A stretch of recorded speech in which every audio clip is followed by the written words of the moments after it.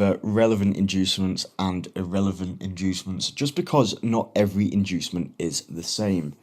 So we're going to have a look at some theory example, and then we're going to go into some practical example as well. So let's get into it. So on the left, you can see we've got a relevant inducement, and then on the right, we've got irrelevant inducements. We're going to go over relevant inducements first. So those who have been trading for a while will identify this pattern right here as a change of character or as a QM. QM/chop. Okay, this here is a liquidation because we've taken out a high, and then we've broken this down here, and this is a QM/chop because we have taken out the low that broke this high. Now, a lot of new traders or traders who trade smart money, who aren't too keyed up on liquidity, they will be looking to enter where I have this purple box. Now, this purple box is what we like to call a retail trap, as it is where dumb money, or say for example, it's where people who aren't too intelligent or clued up on liquidity like to enter. And as you can see, price comes down and it goes all the way up, takes them out as they would have their stop loss here, and we tap into something like this.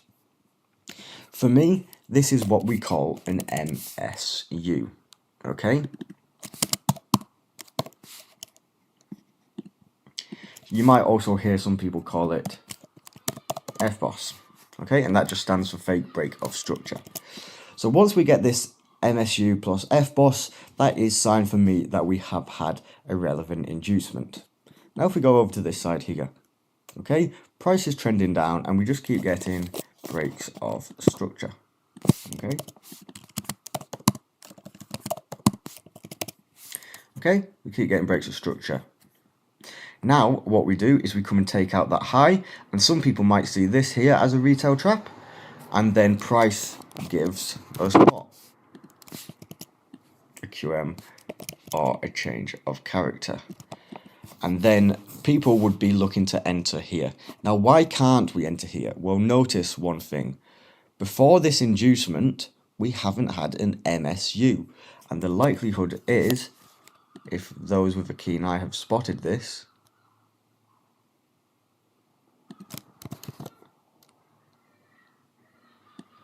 they will see that at the top of this, if we come and take that high out, that would then be your MSU plus FBOS. Okay, and maybe we tap into something up here. So why is this relevant and this is not? The simple reason is because we have not had a QM/chop beforehand. Okay, so here, see when we liquidate this and people are looking at this as the retail trap and the inducement, where has the QM/chop been? Price comes up, it goes down, they take out that low. Best case scenario, they are break even.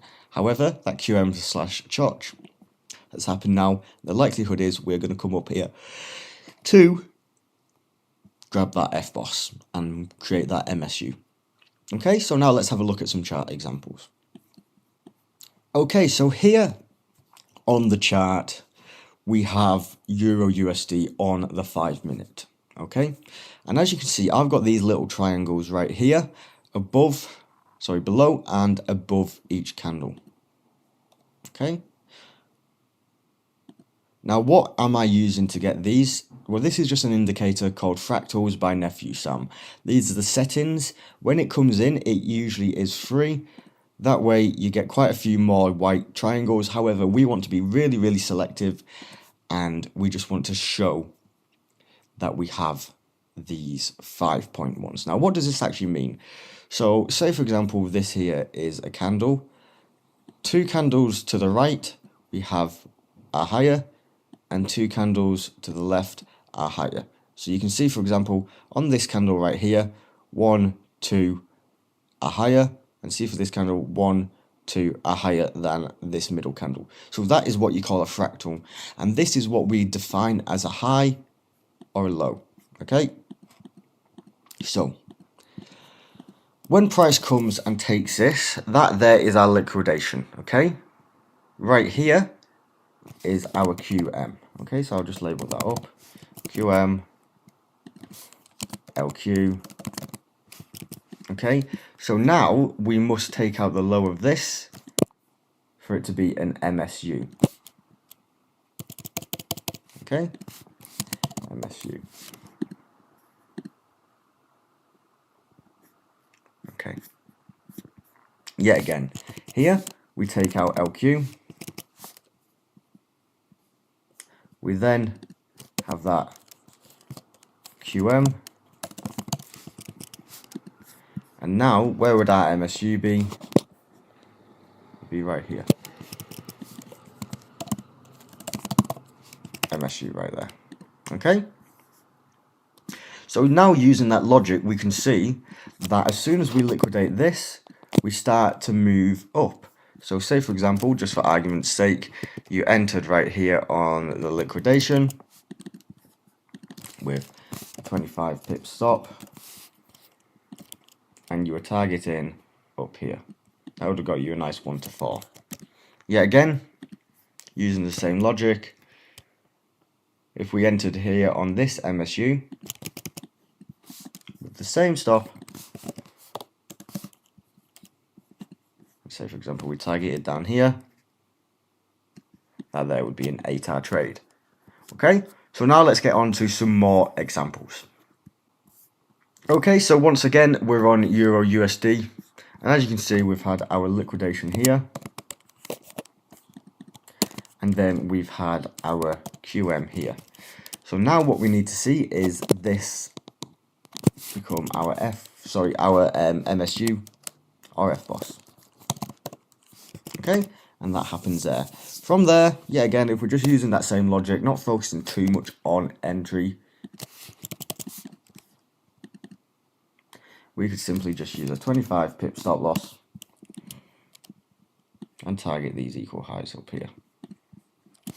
But obviously, if you remember this day, you can see that price absolutely skyrockets. Lovely stuff. So now let's get on to another example. Okay, final example for this video. Yet again, you can see we've got this high here. We then come and liquidate it.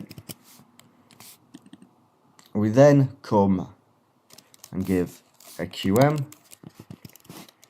And now up here, yet again, this is where we see that FBOS. And as normal, sorry, FBOS or MSU.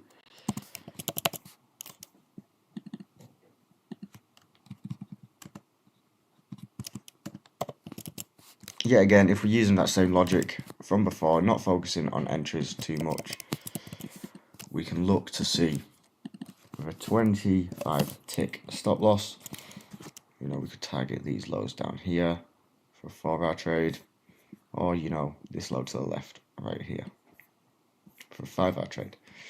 Yet again, those with a keen eye will have seen it happened again, yet again, in the same day. So we could have looked for another trade. So we get this FBOS, we get the liquidation first.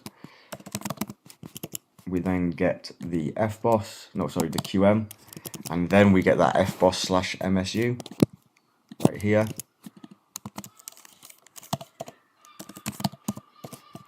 And yet again, you know the drill by now. If we were using that same logic, just using a 25 tick stop loss, targeting down here. That's an easy 10R in one day. And obviously this price did actually fall yesterday. So if you just bear with, this could have been an even better trade. I believe targeting these lows from Wednesday would have got you over 40R over both trades, I believe. Yeah, just under 40R.